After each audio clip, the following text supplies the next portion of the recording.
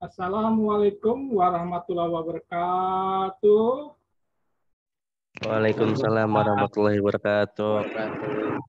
Iya, salam sejahtera untuk kita semua.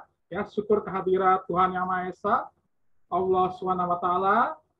Semoga hari ini pada tanggal 19 November ya, kita tetap semangat, tetap sehat ya, dan keluarga kita dalam lindungan Tuhan Yang Maha Esa ya, Allah Subhanahu wa taala, dan kita selalu diberikan kesehatan, rezeki, dan barokah yang melimpah, teman-teman. Baik, teman-teman, kita sudah masuk ke pertemuan ke-9 setelah ujian tengah semester ya. Jangan lupa teman-teman ya, nanti saya absen, mohon on kamera. Ini penting sekali teman-teman ya. Mungkin di dosen lain juga sama ya. On kamera sebagai catatan kita untuk Ibu rektor kita, Ibu Dr. Karna Widodo ya. Teman-teman, saya sudah lihat nilai-nilai Anda sangat bagus ya. Mohon pertahankan. Mohon pertahankan. Jangan sampai terlena kawan-kawan. Atau alhamdulillah hari ini UTS dapat A. Ya, UASnya santai-santai aja. Nah, ini kelemahan kita ya. Ada teman kita yang sudah dapat A hari ini, turun jadi B. Nah, teman kita yang dapat B malah menjadi A. Nah, ini teman-teman ya. Ya, jangan sampai terlena. Tingkatkan lagi ya.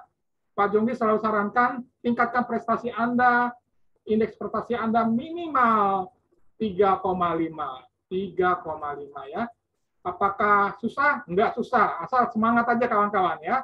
Kalau Anda semangat, saya melihat, ya pasti saya akan bantu insya Allah ya. Teman-teman, kita akan mulai saja teman-teman, yang saya sudah share screen kepada Anda ya. Oke, saya share kepada Anda hari ini. Iya. Oke, saya share screen kepada Anda teman-teman. Ya, mohon teman-teman tolong di mute ya, ada suara mobil nih ya. Ya, kita lihat lagi teman-teman. Iya. Oke, saya masukin si Yuli. Oke, Yuli kemarin nggak lihat ini ya. Oke, Yuli masuk Yuli ya. Kita masuk ke manajemen investasi pasar modal teman-teman. Dalam pertemuan ke-9. Nanti ingat kawan-kawan ya, harap nanti saat absen on kamera ya, saya akan share screen kepada pimpinan kita, kepada dosen-dosen kita, agar kelas kita ini menjadi contoh ya, contoh agar menjadi sebagai contoh untuk kelas-kelas yang lain ya. Teman-teman, kita masuk ke dalam pertemuan ke-9 dalam bab 8 teman-teman ya. Nah, kita akan bicara tentang analisa makro ekonomi dalam perdagangan saham teman-teman ya. Ya, untuk Melchior Siki, semoga anaknya, putrinya sehat selalu ya, Melchior Siki ya. Nah, ini teman kita kemarin saat uji.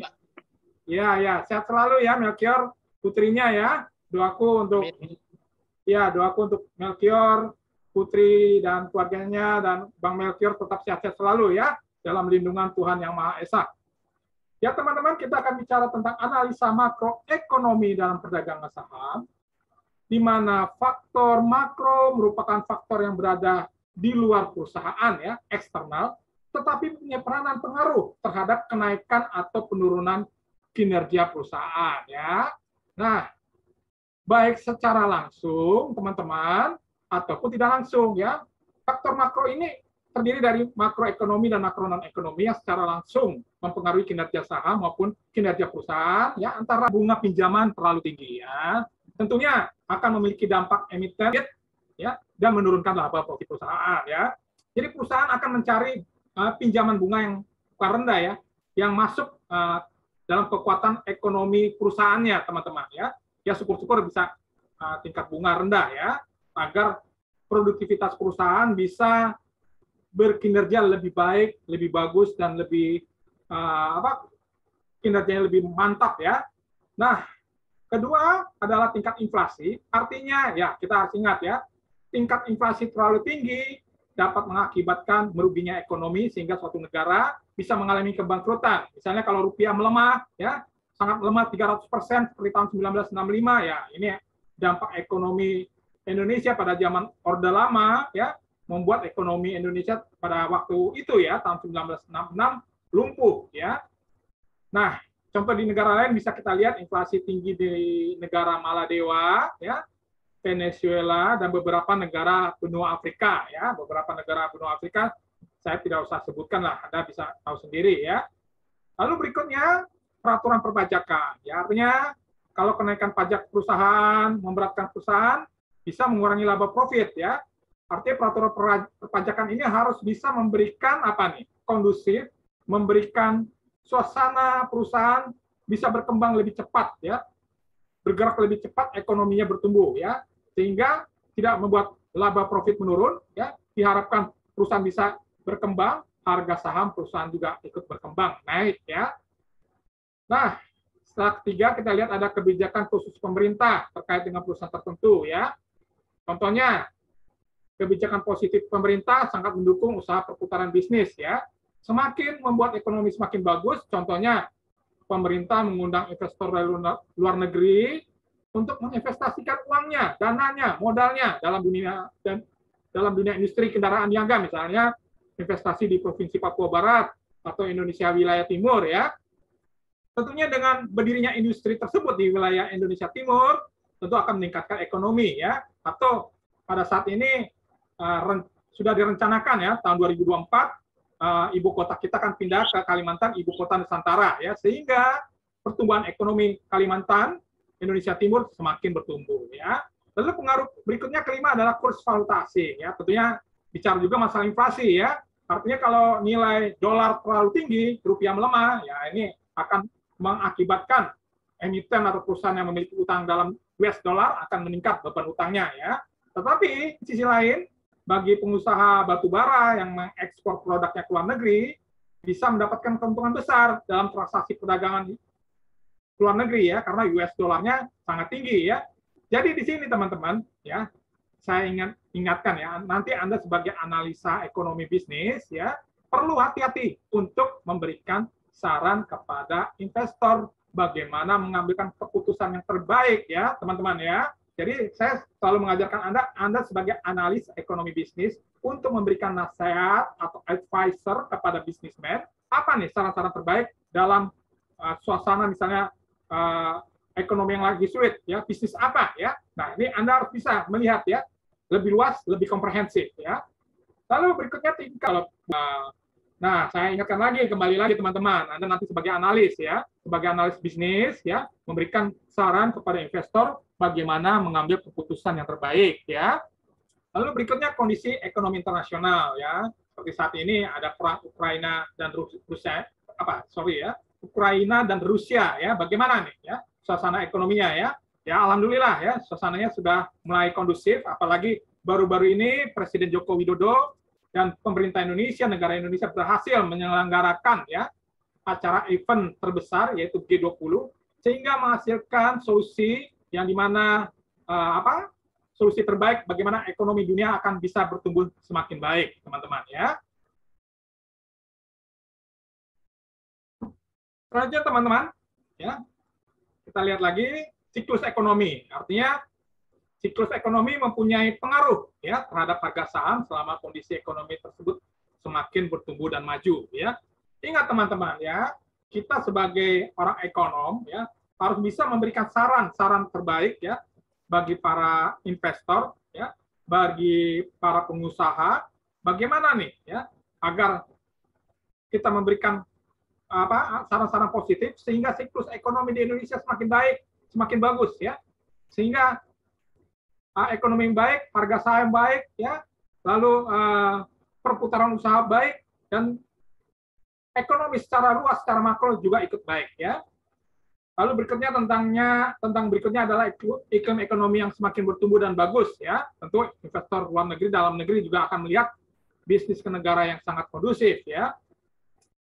Lalu ke-10, peredaran uang rupiah yang stabil dan terkendali sangat penting sekali, dan diikuti oleh simpan cadangan. Ya, cadangan maksudnya tabungan, ya, dalam bentuk US dollar, ya, atau dalam bentuk mata uang berharga, ya, adalah bagus sebagai landasan makroekonomi, ya. Ini yang bersama dengan rumah tangga kita, ya. Kalau uang kita bisa kita atur, ya, cadangan tabungan ada, ya, terkendali, ya, tidak konsumtif, ya. Insya Allah kebutuhan ekonomi rumah tangga kita akan terjaga dan stabil, ya, sama dengan negara kita, ya. Nah, khususnya teman-teman kita nih yang para ibu rumah tangga seperti Mbak Tantik, Mbak Meliana Suci Selamat, ya. Bagaimana how to manage your money, ya, your salary, ya, atau uang dari gaji suamimu bisa nggak Anda putarkan kembali, dijaga, ya, agar jangan sampai konsumtif. Nah, ini penting sekali teman-teman, ya. Selanjutnya kita lihat faktor mikro, ya, tadi makro, ya, tentunya dalam faktor mikroekonomi, ya, tentunya kita sudah belajar, ya. Artinya nanti Anda yang akan berminat bekerja sebagai analis ekonomi, bisnis, ya, baik dalam manajemen investasi, Anda harus bisa, ya, bagaimana memberikan saran-saran terbaik, the best bagi investor, ya. Tentunya kemarin kita sudah mempelajari, ya, kinerja keuangan tahunan yang telah terdaftar di Bursa Efek Indonesia.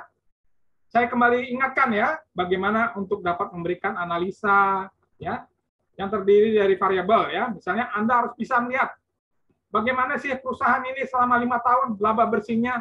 Nah, ya, dilihat, ya, laporan keuangannya teman-teman, ya. Laba bersih per saham, laba usahanya, ya, nilai buku per saham, ya, rasio ekuitas terhadap utang, teman-teman, ya, utangnya lebih gede nggak daripada modal. Nah, ini penting sekali, ya. Ini sama seperti rumah tangga, ya, misalnya aset kita 100 juta, utang kita 20 juta, nah itu bagus, ya. Jangan kita aset kita 100 juta, utangnya 250 juta. Waduh, ini gimana, ya? Ambiar kita, ya. Nah, teman-teman kita nih yang ekonomi, ya, bagaimana caranya mengatur keuangan kita, ya, bagaimana mengatur utang-utang kita jangan konsumtif, ya. Kalau bisa utang ini digunakan untuk produktif. Ingat kawan-kawan, ya. Ini kadang-kala kita jujur aja nih, ya. Ada handphone baru atau ada apa, ya? Ada motor baru, ya. Motor metik baru, beli, ya. Ya. Nah, ini saya akan ajarkan kepada Anda harus bisa mengatur keuangan Anda, ya. Utang Anda, jangan sampai utang Anda melebihi dari aset Anda, ya.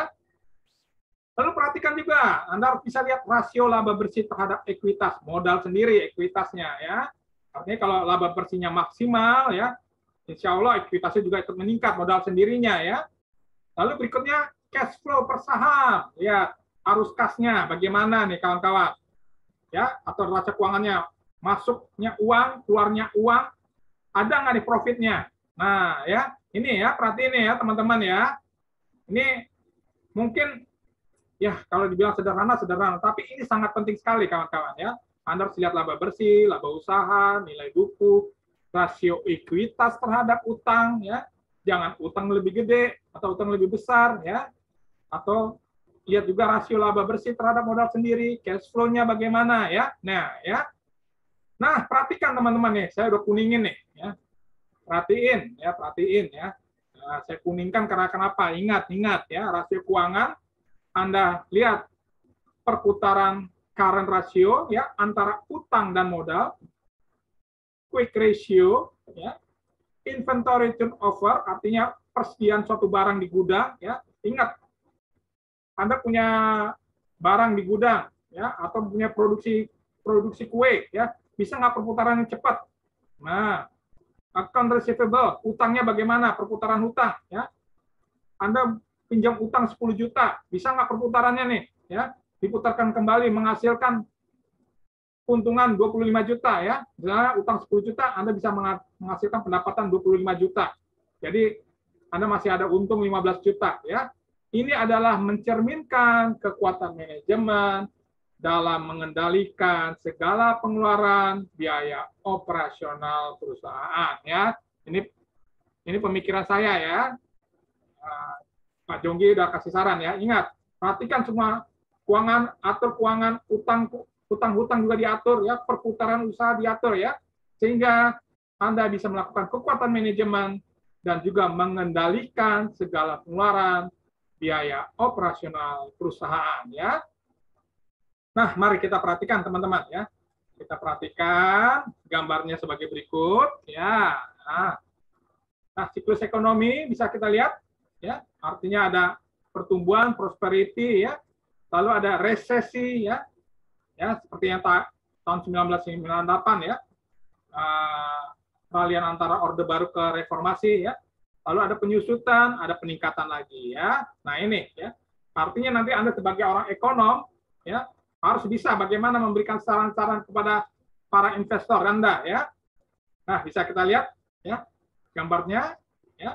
Ingat pemulihan ekonomi Indonesia menghadapi krisis moneter tahun 1998 ya, bab sebelumnya saya sudah kasih kepada Anda ya, mohon dipelajari lagi ya.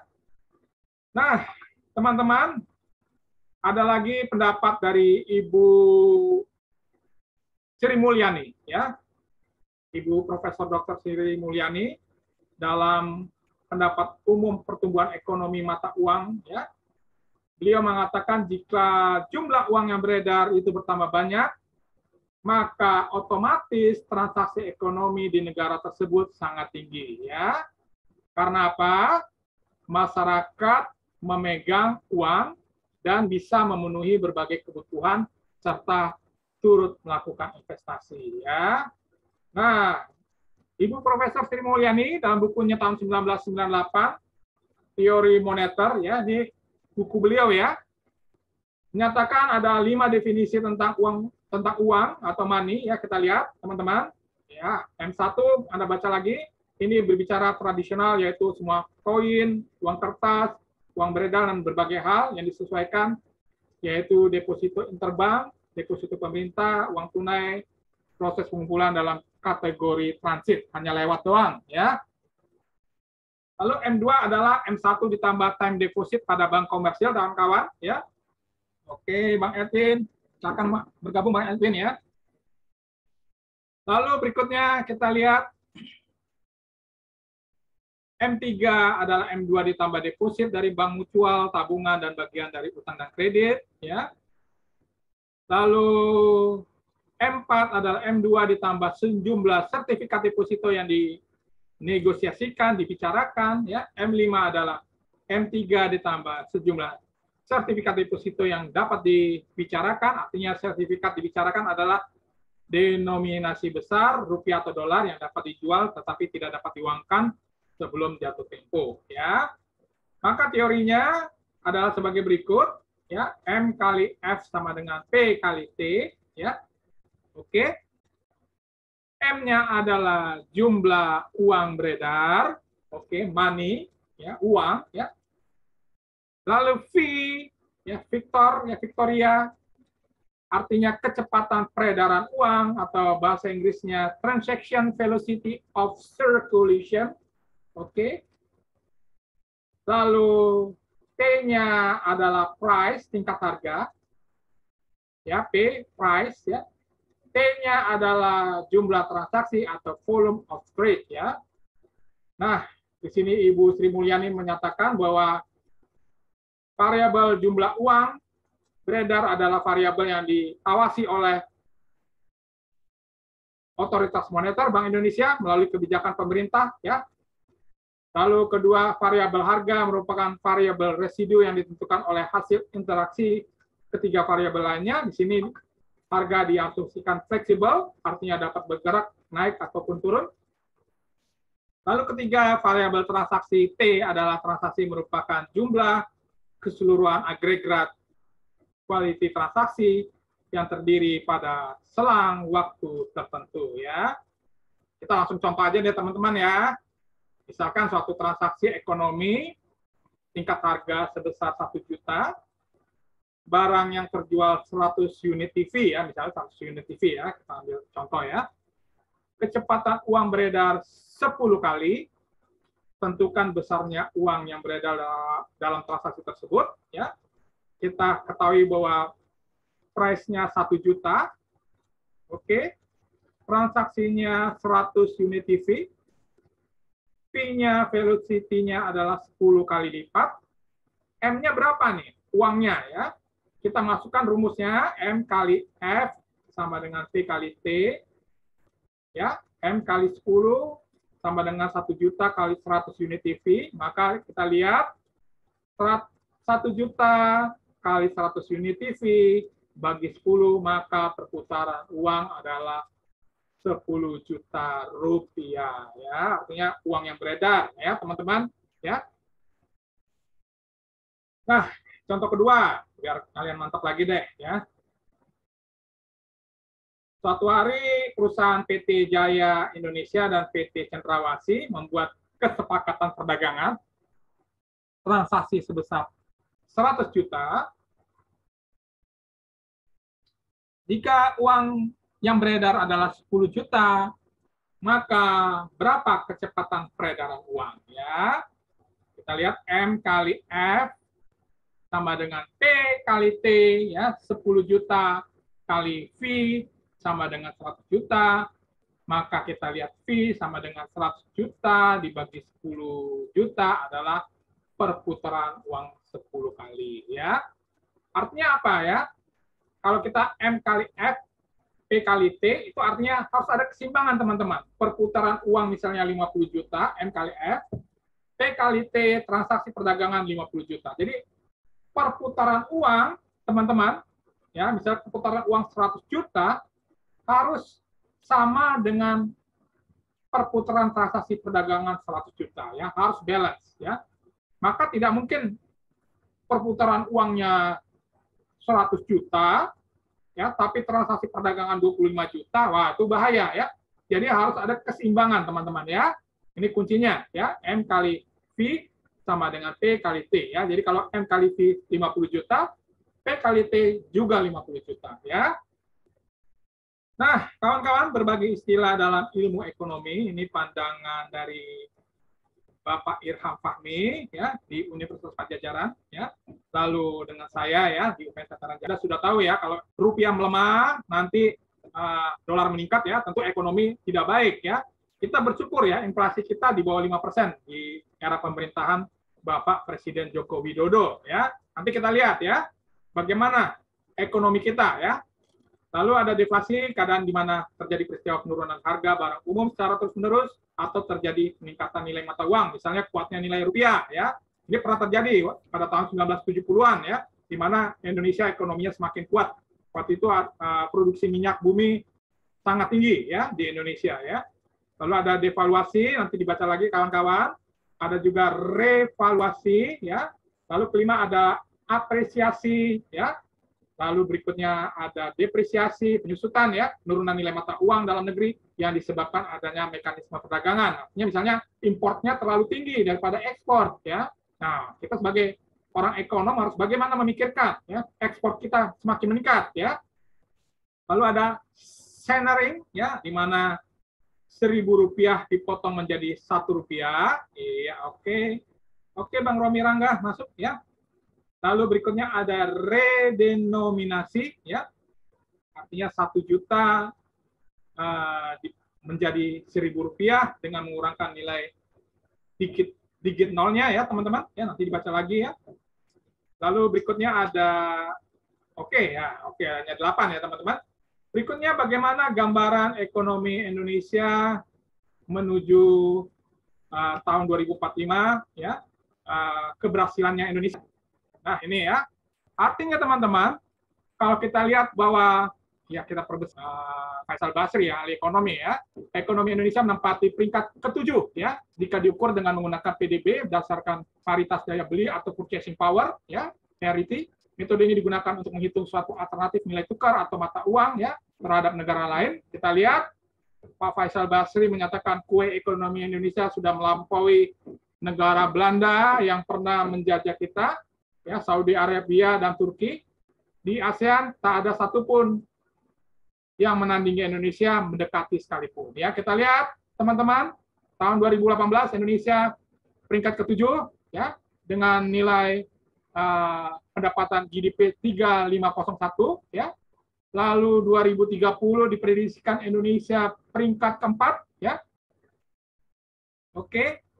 Lalu 2050 menuju Indonesia 100 tahun, ya, Indonesia adalah negara kekuatan ekonomi terbesar keempat, ya, nomor 1 Cina, India, Amerika Serikat, dan Indonesia, ya. Apa sih 3 pendorong utama kekuatan Indonesia ini? Kita lihat jumlah penduduk Indonesia yang terus meningkat, ya, artinya generasi muda kita yang hampir 70% milenial ya sekarang ini ya adalah masa-masa produktif ya. Lalu berikutnya pertumbuhan ekonomi diperkirakan akan jauh lebih tinggi ketimbang negara-negara maju ya. Artinya ekonomi Indonesia akan bertumbuh meningkat ya. Sejalan nanti ada ibu kota baru ya, ibu kota Nusantara di Kalimantan ya. Lalu berikutnya Indonesia memiliki porsi penduduk berusia produktif lebih banyak ya, khususnya generasi muda ya. Maka saya ingatkan kawan-kawan harus siap ya, karena data-data ini adalah data-data real sehingga kita harus siap bersaing dengan negara-negara kompetisi antara negara ASEAN, negara Asia dan negara secara global ya. Selanjutnya teman-teman kita lihat ya bagaimana Indonesia. Ya, saya sangat optimis sekali teman-teman ya. Artinya teman-teman kita perhatikan ya Indonesia adalah 6 terbaik dari 190 negara lebih ya, di mana pertumbuhan GDP Taiwan ya kita lihat Taiwan nomor 1, lalu Korea Selatan, Lithuania, Finlandia, Norwegia, dan Indonesia ya. Kita lihat pertumbuhan ekonomi Indonesia sangat bagus sekali ya teman-teman ya. Ini bukan saya ngarang-ngarang ya, tapi ini data sebenarnya ya dari berbagai sumber yang saya dapat ya. Artinya ekonomi Indonesia pada saat ini secara makro dan mikro sangat baik teman-teman. Ya demikian teman-teman ya. Semoga saya memberikan optimis kepada Anda bahwa kita mempunyai rasa percaya diri bahwa negara kita semakin bertumbuh, semakin berkembang, semakin menjadi ekonomi yang terbaik, dan insya Allah kita akan menjadi negara nomor keempat ya, kekuatan ekonomi nomor keempat setelah Cina, India, Amerika Serikat, baru kita nomor keempat Indonesia ya. Semoga kita sukses ya. Amin ya robbal alamin ya. Baik teman-teman, pertemuan ke-9 ini mohon di share screen, maksud saya open kamera kawan-kawan ya. Ya, tolong open kamera teman-teman agar ini jadi ini ya. Halo Ferry, open, Yuli, Mei, Desi, Asep, Melchior.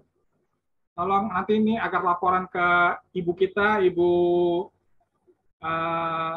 Dr. Erna. Tolong open kamera teman-teman ya. Ya, Mbak. Halo Purwatiningsih, Randy. Oke, Asep, tolong open kamera kawan-kawan. Ya, terima kasih Edwin. Ya. Oke, hari ini ada teman kita Mbak Tantik, Ria Arianti, Rajin, terima kasih Samsia Widya, Meliana Suci Slamet, Restu Triani, Kang Sugeng, ya sehat ya, Romi Rangga, Aisyah Ratnaningsih, Tiara Febriantika, Satria Aji Saputra, luar biasa Satria, Desi Wulandari, Yuli Arstiana, Mei, tolong ditingkatkan Mei, Randy Safi'i, ya, Melchior Sigi, tetap semangat ya, keluarganya ya, sehat-sehat selalu ya, lalu, siap.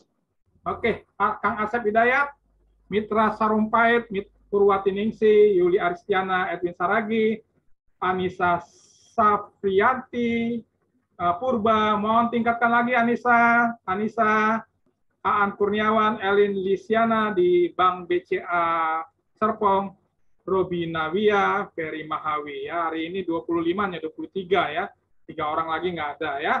Teman-teman mohon kerajinan Anda ya. Hari ini saya akan umumkan nanti minggu depan siapa yang hadir ya. Ini masih ada yang belum open kamera ya. Penting sekali open kamera agar ini menjadi catatan bahwa kelas kita adalah kelas terbaik ya. Baik teman-teman, kita sudah lebih dari 30 menit ya. Harapan saya tetap pertahankan nilai Anda, jangan terlena ya. Bagi teman-teman yang ingin melanjutkan manajemen keuangan ya, silakan nanti bisa pilih saya ya. Ada yang bagus-bagus ya. Tapi kalau teman-teman yang lain ingin belajar manajemen keuangan, silakan terbuka dengan saya ya, open sama saya ya. Sehingga Anda menjadi lulusan-lulusan sarjana yang berkualitas, yang menguasai dalam bidang ilmu manajemen keuangan dan analisa keuangan ya. Akhir kata saya ucapkan Wabillahi taufiq hidayah. Wassalamualaikum warahmatullahi wabarakatuh. Salam sukses kita semua dan salam sukses untuk Indonesia. Terima kasih teman-teman. Terima kasih teman-teman. Terima kasih, Pak. Terima kasih, Pak. Oke, Mbak Mercy. Terima kasih ya. Sehat semuanya. Terima kasih. Baik, Pak. Terima kasih, Pak. Terima kasih.